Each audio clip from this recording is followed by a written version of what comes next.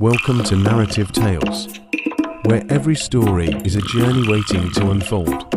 Join us as we dive into worlds of wonder and imagination. Once upon a time, there lived a woman named Elizabeth. She had 4 children, and she loved them all dearly. Times were tough, and food was scarce. One chilly evening, as Elizabeth sat by the fire with her children close to her, she realized she could barely afford to feed them all. She decided to visit her friend Helen. Helen was a desperate and cunning woman. As Elizabeth approached Helen's house, she could feel the trouble in her heart. With a heavy sigh, she knocked on the door, hoping her friend could offer some assistance to her. Helen greeted Elizabeth with a sly smile. Sensing an opportunity in her friend's distress, with a flick of her wrist, she invited Elizabeth inside, eager to hear her tale of woe. Elizabeth poured out her troubles to Helen, explaining the circumstances that forced her to come. To her surprise, Helen's eyes gleamed with excitement. Rather than sympathy, "My dear Elizabeth," Helen said, "I have a proposition for you. I know of a wealthy man who is in search of a young servant to work in his house. If you agree with my plan, I can arrange for one of your children to be placed in his service, ensuring a steady income for your family." Elizabeth is confused between her desperation and motherly love, but the promise of a stable future for her children proved too enticing to resist. With a heavy heart, she reluctantly agreed to the Helen plan. Days turned into weeks, and Elizabeth's child was sent off to serve the wealthy man.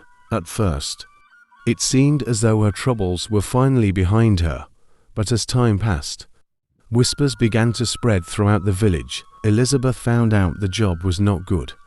The rich man was mean and was not treating his servant nicely. Elizabeth's tears fell like raindrops as she poured out her heart to Helen, telling her of the harsh treatment her child faced. With trembling lips, she pleaded for her friend help to bring her beloved child back home. But to Elizabeth's shock, Helen's face remained cold and unmoved. She shook her head firmly, refusing to offer any assistance. "I cannot help you," Helen said sharply. Her voice was like ice. "You made your choice, and now you must live with the consequences." Elizabeth's heart sank as she realized she was alone in her fight to rescue her child. With a heavy heart, she left Helen's house, her determination burning brighter than ever before. Though Helen had turned her back on her, Elizabeth knew she would stop at nothing to bring her child home. Even if it meant facing the challenges ahead on her own, she decided to do something. Elizabeth gathered brave people from the village. Together, they went to the rich man's house. They told him to stop being mean and let the helpers go. The rich man was surprised and scared. He agreed to let everyone go.